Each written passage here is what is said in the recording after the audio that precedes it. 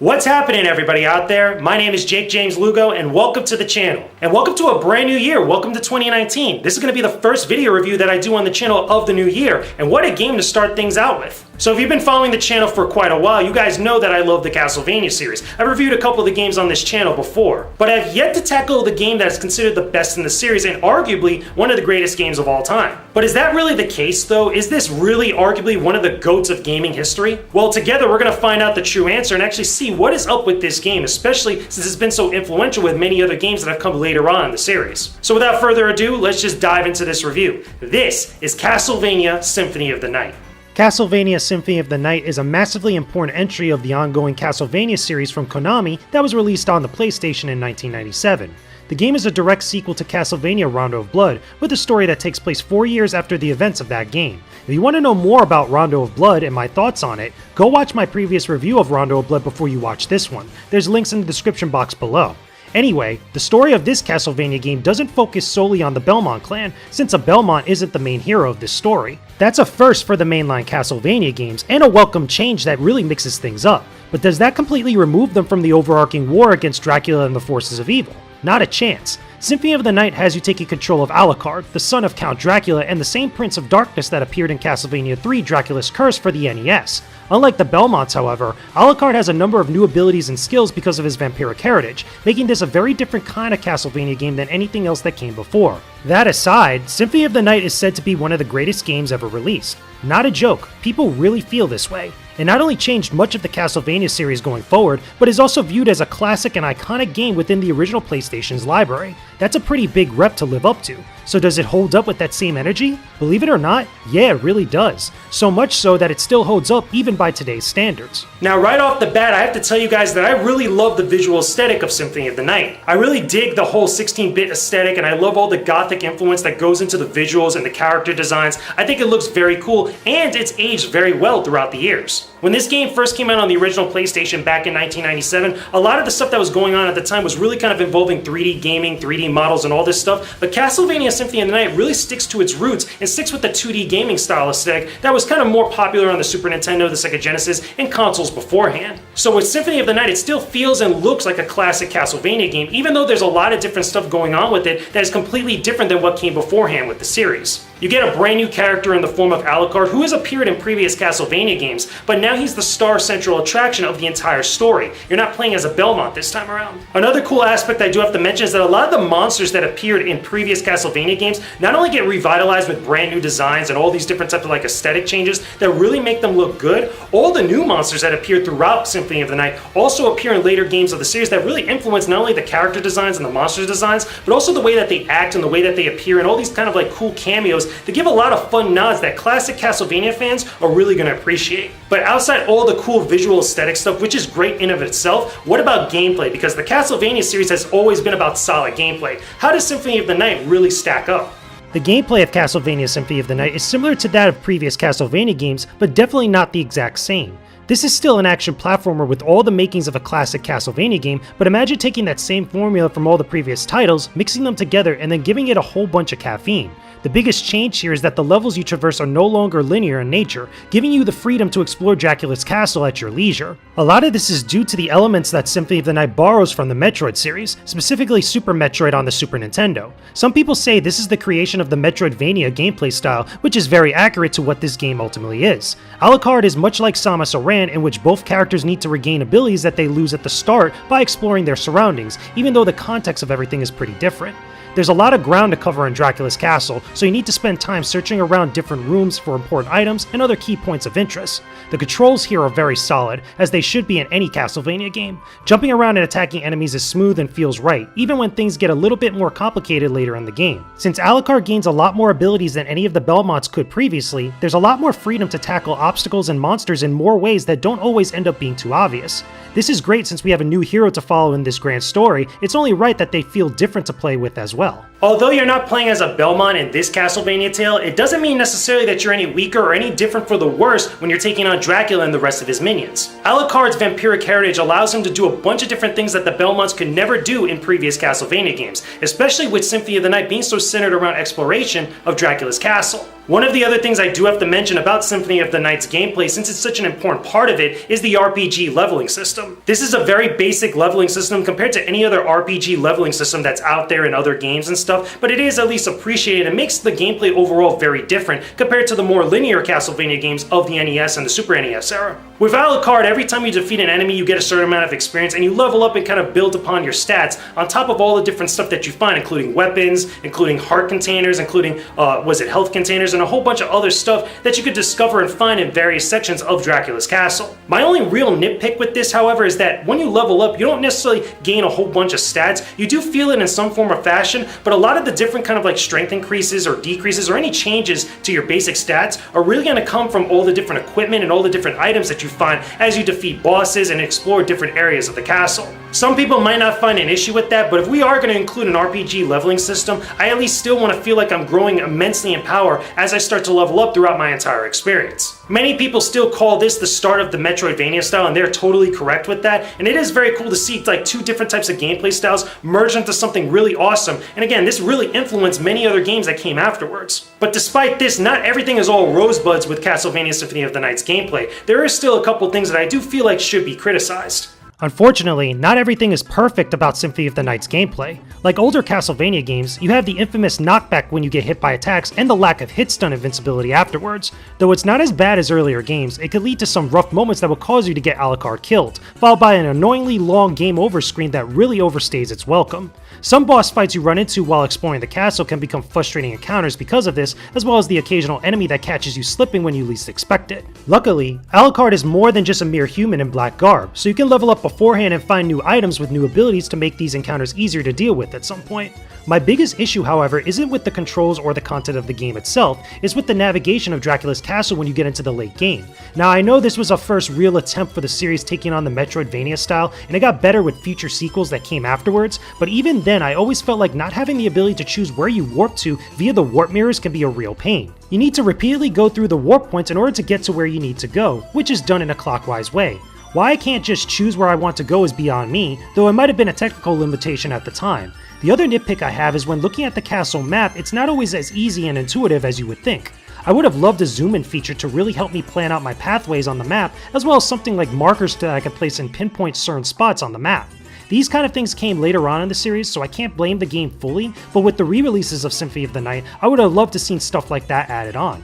Outside of that, however, there isn't a whole lot else wrong with Castlevania Symphony of the Night. It really is designed well overall. Now, I know I'm being super nitpicky here with some of the things that I mentioned, but I feel like if we're going to appreciate Castlevania Symphony of the Night as a classic on the PlayStation 1, then I feel like we do need to criticize it in some of the aspects that I feel like it needs to be criticized on. Even when I played the game back then, all the way up till now, I still had like a couple issues with some of the things that I mentioned beforehand. It's just, again, they bother me and they stuck out a little bit like a sore thumb, even though the rest of the game has a whole bunch of good stuff going for it. I still feel like some of those things could have been changed in the later re-releases of the game, both on the PlayStation Portable, on the PlayStation Network, and even on the PlayStation 4 with the Castlevania Requiem Collection, which is the version of the game that I played for this review. But either way, this is a Castlevania game, and we can't finish this review without talking about the best aspect of the Castlevania series, and that's the music.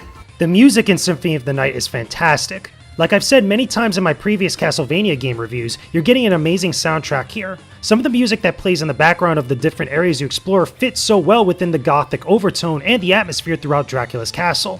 The library, the alchemy laboratory, the catacombs, the castle keep, and everywhere else has its own unique sound that will stand out to you. If you're a big Castlevania fan, you'll notice tracks from older games get remixed and played at clever points of the game, especially in a few spots that I won't spoil here for anyone.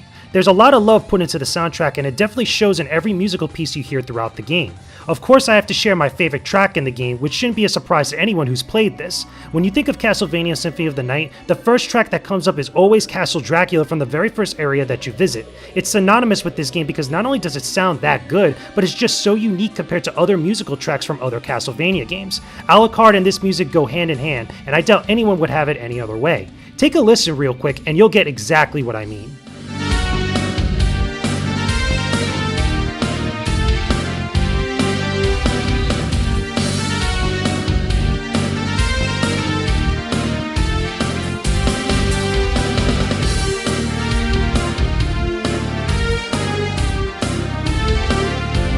I really dig the soundtrack of Castlevania Symphony of the Night. I feel like the music soundtrack is fantastic. There's a lot of great tracks to listen to, and every single area that you visit has its own unique theme that really stands out from the rest. For me personally, as I play all these different Castlevania games, I feel like every entry of the series gets an even better soundtrack than the last. Even though I love all the old school music from all the classic games, I feel like Symphony of the Night is the best one yet to me. And I felt like that throughout the years. Just the music of all the Castlevania games is just top notch. It's up there with all the rest of the different types of iconic game music that you would see in a lot of other franchises, including Super Mario Bros., Metroid, Street Fighter. I feel like Castlevania has its own set. You can make a whole album of just iconic Castlevania music. So we covered all aspects of the review, right? We did everything? Okay, we're good, we're good. I will see you guys later. Bye-bye, son. I'm gonna make me some waffles. Yeah!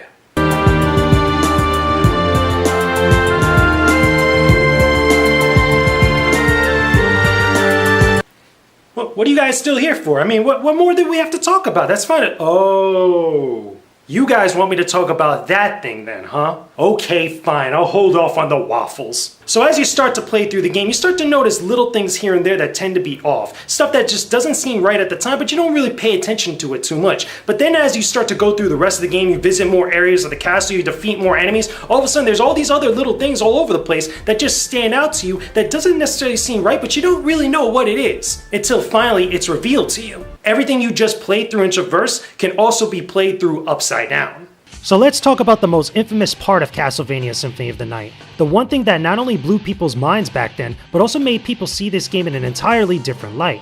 Heads up people, this is going to spoil some things about this game, so no complaining here. It's time people, here we go.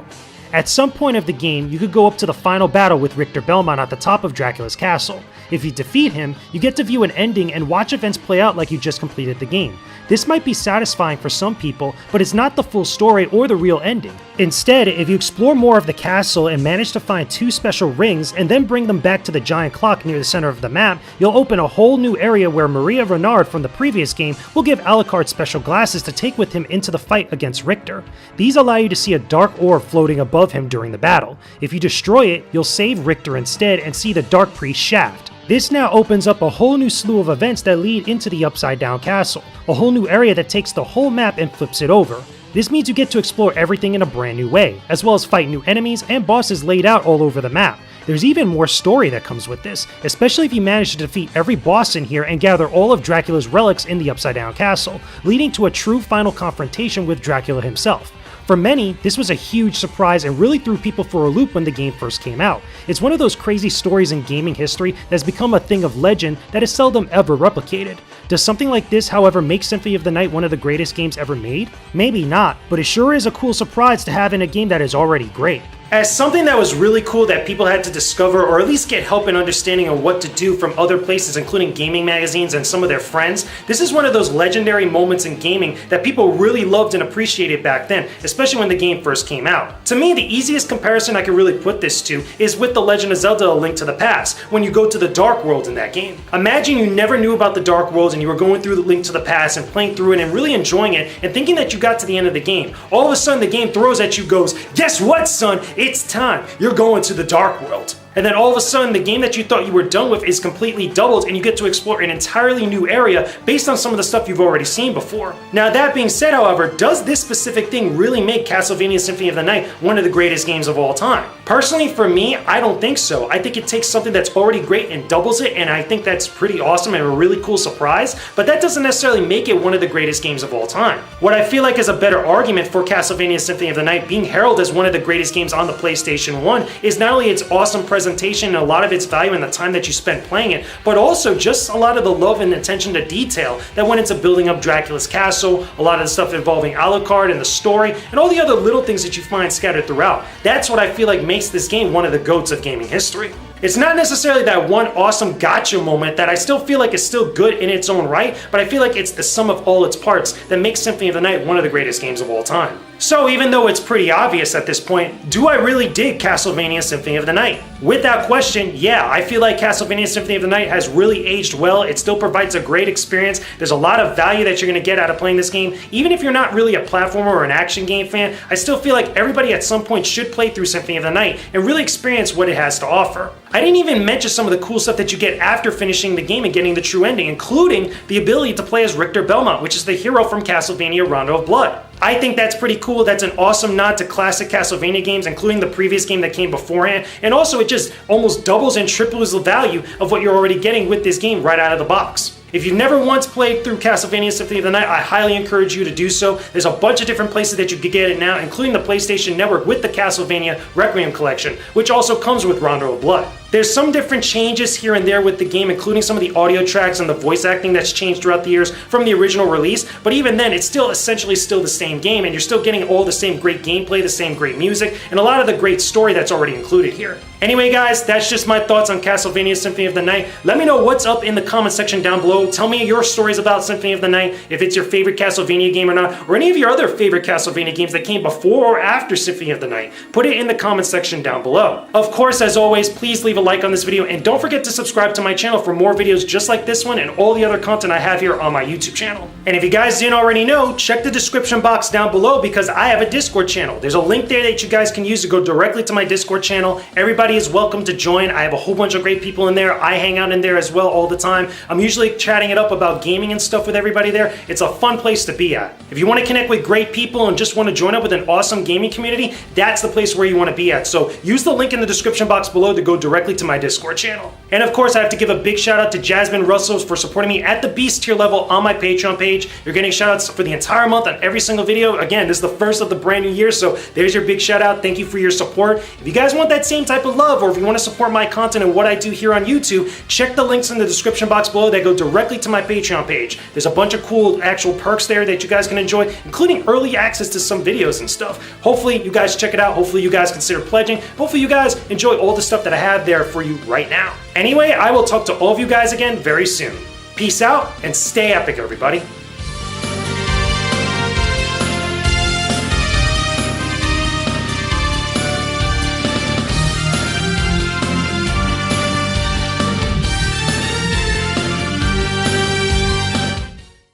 And for the record, guys, I'm just putting it out there, I never got my waffles. Just saying.